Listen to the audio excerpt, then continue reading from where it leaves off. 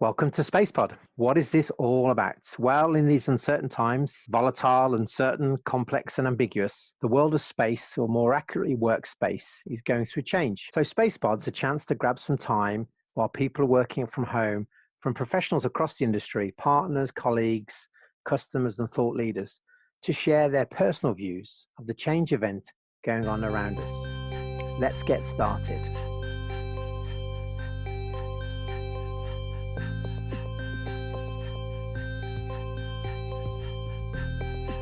Welcome to SpacePod, a place for like-minded people to pop along, have a chat, and share their views on the impact of space and whatever that means. My name is Paul Russell, and I work for IBM, and I help customers understand how they can use buildings in space to make them do whatever they do just better. My passion is very human-centric, and it's a fascination around how space around us helps the human being have this better day. To help me do this today, I'm joined with two colleagues. Firstly, I have Paul Gatlin, also from IBM, who's a senior sales leader, helping IBM's customers get the most out of software to manage all manner of space issues.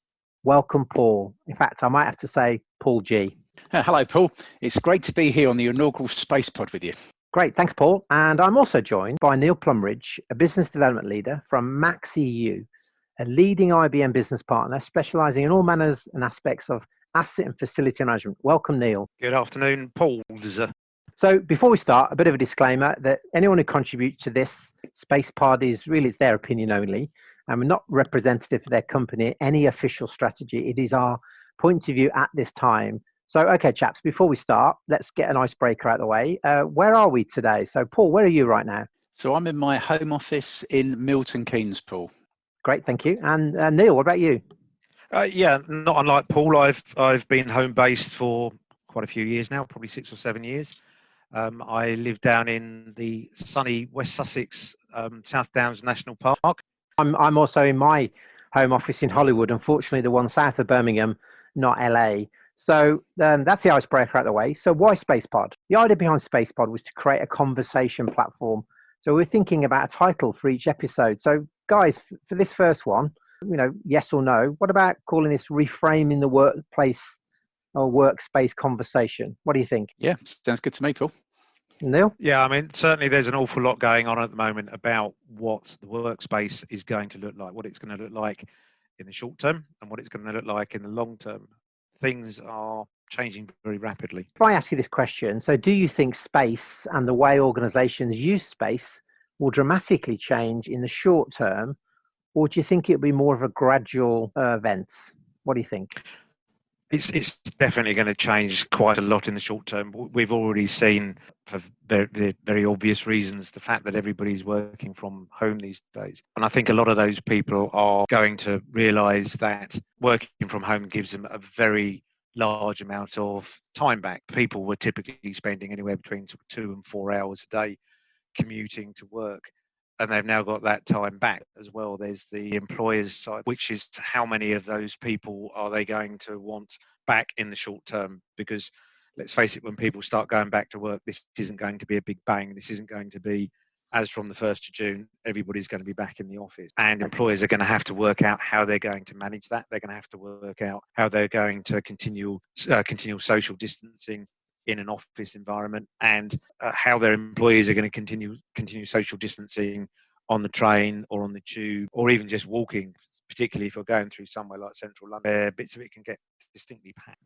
And Neil, you mentioned, you were chatting to me earlier, I think, and you mentioned an example. You don't have to mention who it is, but they were talking about some of the ideas they were having about how they could restack their buildings, accommodate reducing travel to work patterns, therefore making it a safer well-being type strategy. I mean, it'd be great if you could throw that back out into this forum. Yeah, well, certainly they were talking about the standards for spacing in an office and how they're going to have to change that dramatically. Each person working in an office typically has a standard amount of space that's available to them.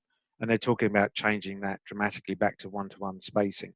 And also reducing their real estate. They've said that it's not a question of considering it and working out what they're going to be doing. They will be reducing their real estate, and they will be managing their desk usage a lot more using smart technology, things like desk sensors. Desk sensors have been around for a while. Quite a lot of companies use them. There has been a certain amount of kickback in the past about the fact that desk sensors can be seen to be monitoring people, etc.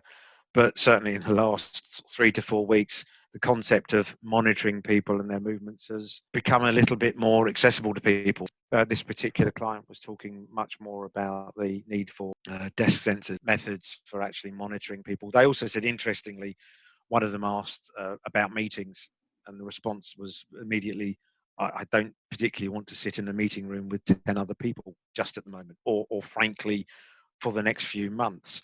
So meeting room space, which once was absolutely a premium, and nobody could actually get a meeting room for love nor money, is likely to become a thing of the office pariah now. People are not going to want to have large one-to-one meetings. They're going to want to do that a lot more via technical means. So there are going to be a lot of changes. There's also going to be changes to things like the moment where you've got companies that have multiple buildings. Let's take London as an example, multiple buildings across London. They used to have, say, a sales or a marketing department or whatever would all work in one building. I think it's a very interesting subject at the moment. Let's say going back a couple of months, a typical office would have roughly 7 square meters a person. That would be typical for a space planned office. Taking into account some circulation space and so on. Now, if you're looking at a 2-meter separation, then potentially you're looking at 16 square meters a person. So you're almost doubling the space that you need floor, or for the same amount of people. So you have half the amount of people on the floor. I mentioned conference rooms, they potentially could be repurposed as well. So in terms of technology, just monitoring firstly how many people are on the floor, how facilities are used. I mean, Neil also mentioned another really interesting point. So, moving away from a hot desking environment more to a named desk environment. So we've almost gone full circle in that. One of the things we often fail to do is put ourselves in the shoes of the people who have these type of daily discussions because it's their world. So actually, if we were to put ourselves, Neil, into the shoes of real estate guys who are managing corporate portfolios, what do you think is uppermost on their mind? Without being too grim, I think in a lot of cases it's survival. So I think cost is probably going to be the uppermost on people's minds. Companies are going to have to claw back any money that they've lost over the last few months. You look at airlines, for instance. Airlines are hemorrhaging money for very obvious reasons at the moment. So they're going to have to find ways of getting money back. Real estate is horrendously expensive. And if you can manage the workforce better by having elements of that actually working from home rather than coming into the office, then instantly cut back as much as you can. Might not be that straightforward. If people have got 100-year leases on buildings, they may not be able to get out of that lease. If you're lease and they want to sublet it to someone to try and offset some of the costs, well, that's potentially going to be tricky as well, because probably fewer companies are going to want to be leasing. Certainly over the next 3 to 6 months, cost is going to be the biggest driver. Okay, Paul, being in the shoes of someone, if I asked you, one of the first things has got to be around the health and safety. So you've got to ensure that there's adequate spacing and people returning back to the office firstly feel comfortable working in that office, that they've got the correct provisions, they've got the correct separation and so on. And there's a lot of work to get to that point. I think really winning the hearts and minds of people coming back in, I think is absolutely key to give people the right level of confidence. And perhaps that also goes to around the FM providers, really how's that going to impact as well? How's that going to support people moving back into the office? Because, the cleaners, that whole clean regime will need to change to accommodate perhaps a tighter and a more focused cleaning regime. But the last one is just around, how are we going to report the change? How are we going to sort of really sort of socialize out to the workforce?